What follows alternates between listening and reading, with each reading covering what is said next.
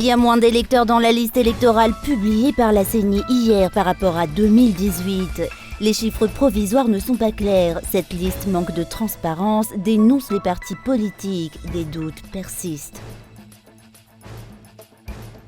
2 personnes ont été brûlées vives hier devant la commune d'Ambatsura Chambatnjazak. D'après les témoins, les propos de ces 2 personnes ont été à l'origine de la vindicte populaire. À la une de l'actualité internationale en Russie, les députés russes ont voté mardi une loi permettant d'envoyer des ordres de mobilisation par voie électronique, une mesure qui rendra plus difficile d'échapper à l'armée et qui compliquera la vie de ceux qui ont fui à l'étranger.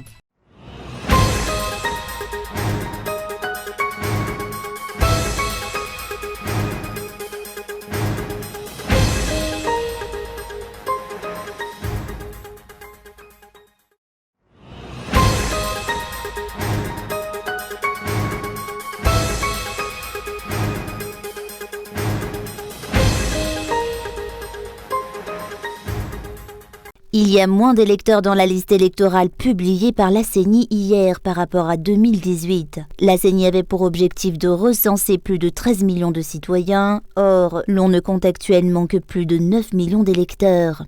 Les chiffres provisoires ne sont pas clairs. Cette liste manque de transparence, dénonce le coordonnateur national du parti HVM.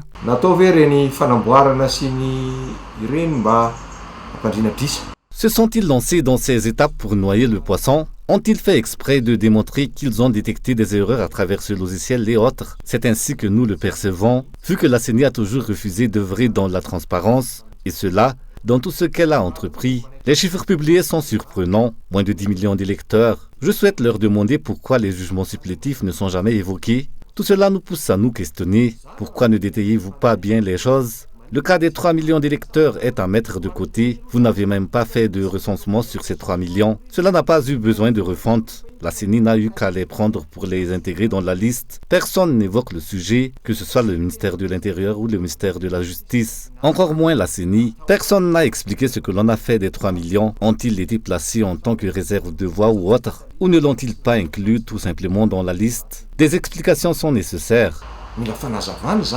Les politiciens se posent la question de savoir comment la CENI a-t-elle procédé pour que des fiches de 379 161 électeurs soient inexploitables et comment cette commission en charge de la mise en œuvre des élections pourra-t-elle refaire le recensement de ses citoyens si cela se fera par voie de porte-à-porte ou autre.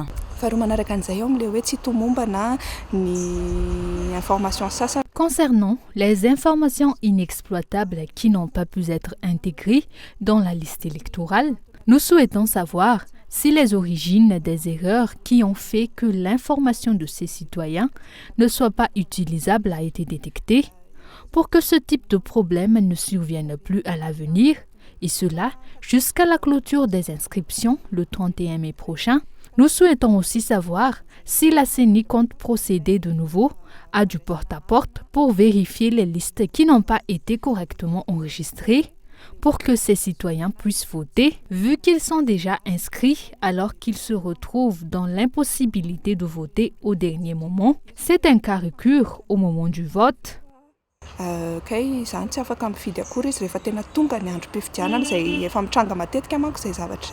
Hormis la refonte totale de la liste électorale prise en charge par la CENI, la date des élections communales n'a toujours pas encore été évoquée. Cela démontre que cette structure dite indépendante reçoit des ordres de l'État central selon le parti HVM. La CENI se doit de proposer des dates pour ces élections et il en tient à l'État de dire si les élections se tiendront ou non pour diverses raisons d'après ce parti politique. Suivant la loi en vigueur, le mandat des maires doit expirer cette année. Pourtant, vous n'avez jamais entendu la CENI en parler, ne serait-ce qu'une fois. Nous, le parti HVM, n'avons rien entendu à ce propos. En tout cas, ils n'ont même pas proposé de calendrier afférent, alors que c'est ce que mentionne la loi. C'est à l'exécutif de se prononcer, dans la mesure où ces élections ne se tiendront pas cette année, pour telle ou telle raison. La CENI, quant à elle, est dans l'obligation de publier un calendrier électoral, incluant toutes les élections qui doivent se tenir cette année, conformément à la loi en vigueur. Comment se fait-il que la CENI ne le fait pas alors que cela fait partie de ses obligations ? Elle doit émettre une proposition de date pour toutes les élections qui doivent se tenir cette année. Mais elle ne dit rien.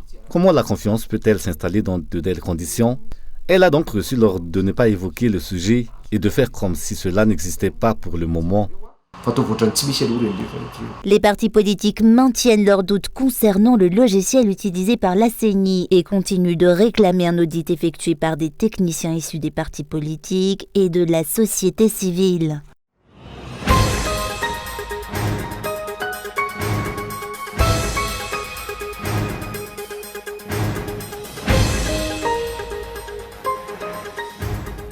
Deux personnes ont été brûlées vives hier dans la commune d'Ambatsouraj à Ambatunjazak. D'après les témoins, les propos de ces deux personnes ont été à l'origine de la vindicte populaire dont elles ont été victimes. Alors qu'ils se trouvaient dans un bar pendant les fêtes pascales, des témoins ont entendu ces deux personnes dire qu'elles avaient tué le mois dernier le pêcheur qui habitait à un bout de voie, le même village qu'elles.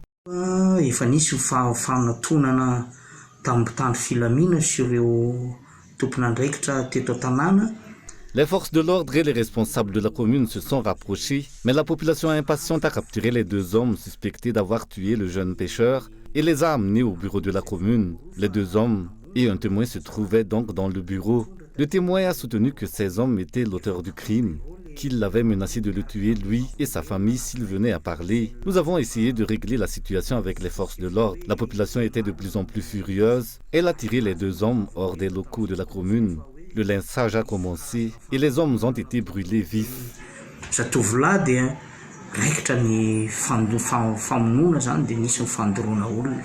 Les gens ont essayé de les soustraire de la colère de la foule en les emmenant au bureau de la commune, mais ils n'ont pu venir à bout de l'ire de la population qui s'est terminée par la mort de ces personnes brûlées vives.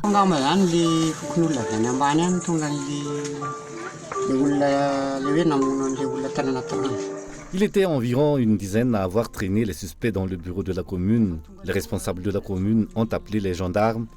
La population s'est impatientée. Elle a brûlé l'un puis l'autre.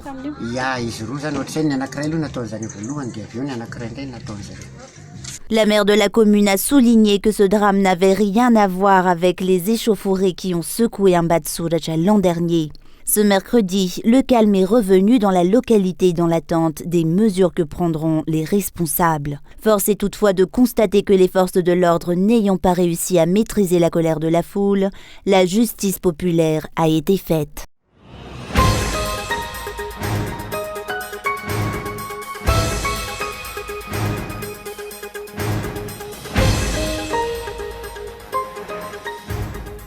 Les transporteurs reliant la RN2, la RN4 et la RN6 à la capitale se sont mis en grève aujourd'hui pour s'opposer à la nouvelle organisation établie à la gare routière Maki Antutapenak. Les transporteurs dénoncent le népotisme et la discrimination des responsables vis-à-vis de certains chauffeurs, selon les explications.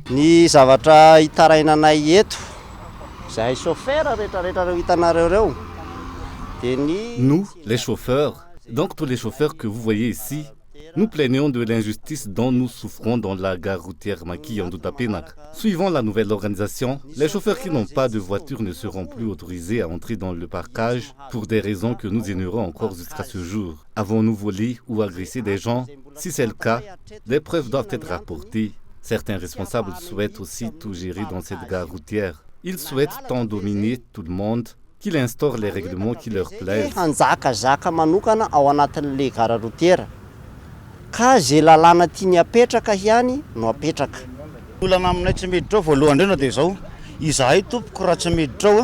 Si nous n'y entrons pas, nous n'aurons pas de travail. Aucun patron ne viendra chez nous pour nous offrir du travail. C'est à nous de venir auprès des patrons. Ces patrons-là, lorsqu'ils cherchent un chauffeur, ils le font dans la gare Maki. Ils n'iront jamais frapper à la porte de chaque conducteur. Tel est le problème en ce qui concerne les voyageurs de la RN6, la RN4 et la RN2. Ce sont les chauffeurs qui l'appellent en premier avant de contacter le guichetier. Si le voyageur a apprécié ma façon de conduire, il m'appelle directement. Si je ne travaille pas, je dois le diriger vers le guichetier. Voilà ce qui se passe dans cette gare routière. Ainsi, nous souhaitons savoir pourquoi l'accès à cette gare nous est interdit.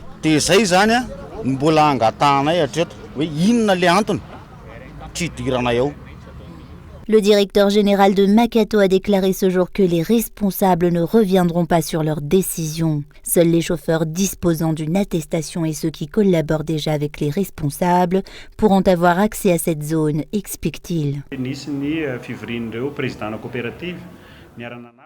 Les présidents de coopératives se sont réunis et ont décidé de nouvelles mesures à adopter avec les chauffeurs, dont le port de badge pour les chauffeurs et tout le personnel de la gare routière. Ainsi, tous ceux qui ne disposent pas de badge et tous ceux qui ne font pas partie du personnel de cette terminale ne devraient pas faire être présents sur les lieux, car il interfère dans le travail et dans les responsabilités des autres. Le fait que l'accès à la gare routière soit interdit aux chauffeurs est faux. Tous les chauffeurs qui conduisent un véhicule, ainsi que les aides-chauffeurs, peuvent entrer librement si leur trajet est lent. Ils ne feront l'objet d'aucune restriction. Ils pourront vaquer librement à leurs occupations. Aucune entente entre les chauffeurs et les responsables de cette terminale n'a pu être établie jusqu'à ce jour. Les chauffeurs donnent 48 heures aux responsables pour résoudre le problème. Dans le cas contraire, les manifestations passeront à une vitesse supérieure, selon les explications reçues.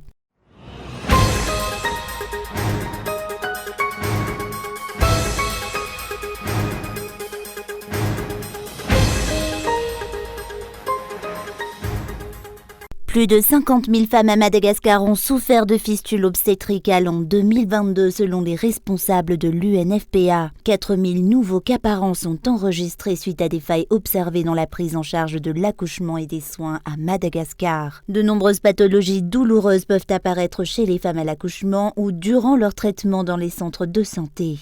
L'absence de prise en charge psychologique pour les femmes malgaches constitue également une faille qui doit être redressée, selon les explications. Il faut savoir que la douleur, elle est physique, mais elle peut être psychologique, la dépression postpartum, après accouchement, la perte de l'enfant, c'est des choses qui sont très dures à vivre et que si vous n'êtes pas soutenu, pas aidé, c'est pas facile d'en parler à sa famille, c'est pas facile d'en parler autour de soi.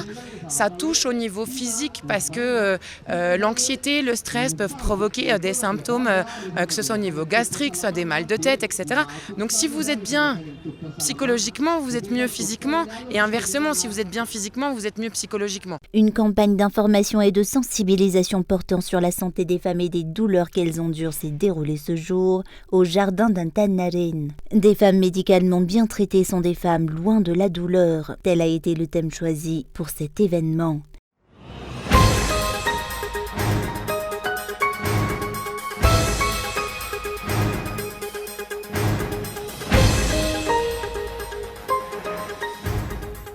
La région Analamanga compte actuellement plus de 2000 enfants de rue d'après les chiffres enregistrés par la Direction régionale de la population ce jour. Aucune forme de réelle assistance sociale n'est encore observée à Madagascar et les efforts fournis par l'État ne sont pas encore visibles lorsqu'il est question de soutien aux populations vulnérables de la grande île. Sans père, cet enfant de rue n'a pas pu poursuivre ses études. Il aide désormais sa mère au quotidien et récite des vers et des poèmes dans la rue. C'est de cette manière qu'il arrive à amasser un peu d'argent, le permettant de soutenir sa mère et sa fratrie. Un message aux dirigeants, ne soyez pas négligents, veillez sur la population, voyez comme nous souffrons. Nous n'avons rien à manger et nulle part où aller. Ils parlent d'affaires, 2 millions à se faire. En dépit de son jeune âge, de lourdes responsabilités pèsent déjà sur ses frêles épaules. Il fait des kilomètres à pied chaque jour à travers la ville pour contribuer à la survie de sa famille. Je quitte chez moi vers 7h, 8h ou 9h du matin. Je reviens parfois vers midi pour me reposer un peu. Puis je repars. Je rentre chez moi vers 18h, 19 ou 20h. Je pars d'ici pour aller au Havana 67 hectares, puis en Tutapina qui est en Janmine. J'arrive parfois même à Ivat. Je gagne parfois 6 000 ariars à 8 000 ariars. Ce que je fais de cet argent, je l'économise pour le petit commerce de ma mère. L'on peut manger. Nous donnons de l'argent à notre mère. Nous mettons aussi 4 000 ariars de côté pour la cotisation du Ankanjai. Hormis le caractère indomptable de ces enfants, vu qu'ils ont grandi dans la rue, sans discipline ni réglementation, la politique du régime actuel n'arrive pas à les convaincre, raison pour laquelle on croise ces enfants à chaque coin de rue. Ils sillonnent les rues à la recherche d'un peu de nourriture, d'un peu d'argent pour survivre dans un milieu précaire et hostile. Les enfants de rue sont une des origines de l'insécurité d'après la direction régionale de la population d'Analamang. En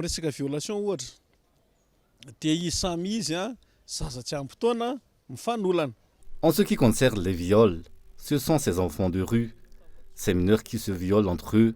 Nous pouvons aussi voir à travers les réseaux sociaux que certains d'entre eux sont à l'origine des cas de violence dans les rues. C'est pour cela que l'État se penche actuellement sur la possibilité de déplacer ces enfants. Si cette situation perdure et que ces enfants de rue augmentent, la sécurité publique dans la région sera difficile à maintenir.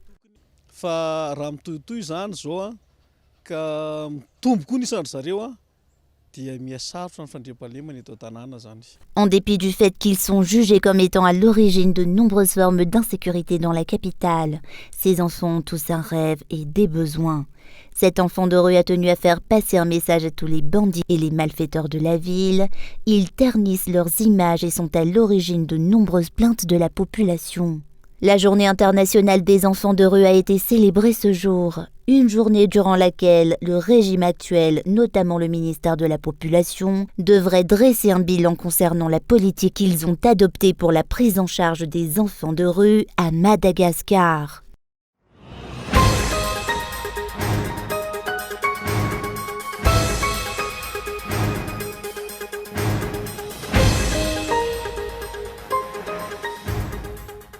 La nouvelle politique de l'État visant à relever le cours de l'arrière à travers le rapatriement de devises adopté en Conseil des ministres le 8 septembre 2022 date maintenant de 8 mois. Aucun résultat concret n'a encore été observé jusqu'à ce jour, déplore un économiste. Le cours de l'arrière ne cesse de dévaler en dépit du fait que les personnes détentrices de comptes en devises ont été limitées. Les exportateurs illicites qui détiennent des comptes en devises doivent être contrôlés et suivis de près. Ils sont en grande partie à l'origine du problème selon cet économiste. En fait, la question de rapatriement de devises est simple et à la fois délicate. Simple parce que les rapatriements de devises se font sur 3 mois. Donc entre le temps 0 et les 3 mois, il y a des possibilités pour l'opérateur qui n'a pas encore rapatrié de devises d'exporter 12 convois vers l'extérieur. Après, cet exportateur disparaît et donc c'est pour cela qu'il y a eu des dispositions qui ont été sorties par le gouvernement pour éviter qu'il y ait des trafics de produits miniers vers l'extérieur sans qu'il y ait de rapatriement de devises.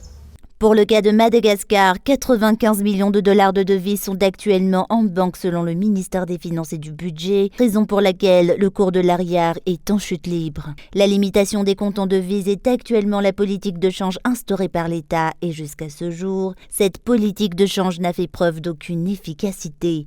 Aucune répercussion sur la valeur de l'arrière n'a été observée. Elle favorise même la corruption et pousse les opérateurs économiques à ouvrir un compte en devises et à placer leurs avoirs à l'étranger selon les explications.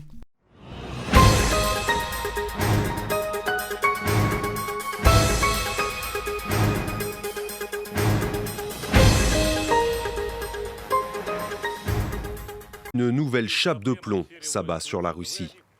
Mardi, la Douma a voté en 2 heures, un délai exceptionnellement court, une loi instaurant des convocations notifiées électroniquement et plus seulement par papier pour les appeler sous les drapeaux. Désormais, il est juridiquement impossible d'ignorer une convocation et de quitter le territoire russe.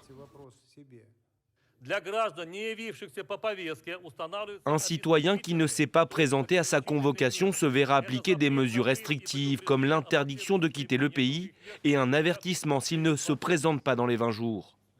Les autres mesures sont l'interdiction d'utiliser les transports publics et de s'y inscrire, de déclarer des entreprises individuelles, d'exercer une activité indépendante, de déclarer des biens immobiliers et de contracter des crédits ou des prêts. Officiellement, pas question de nouvelles vagues de mobilisation pour le front ukrainien, mais l'étau du gouvernement se resserre un peu plus sur la population. Selon les médias russes, la nouvelle loi comprend également des sanctions contre les nationaux vivant à l'étranger. Des mesures qui visent à éviter les ratés de la mobilisation de grande ampleur de septembre 2022. Plusieurs dizaines de milliers d'hommes avaient alors fui la Russie.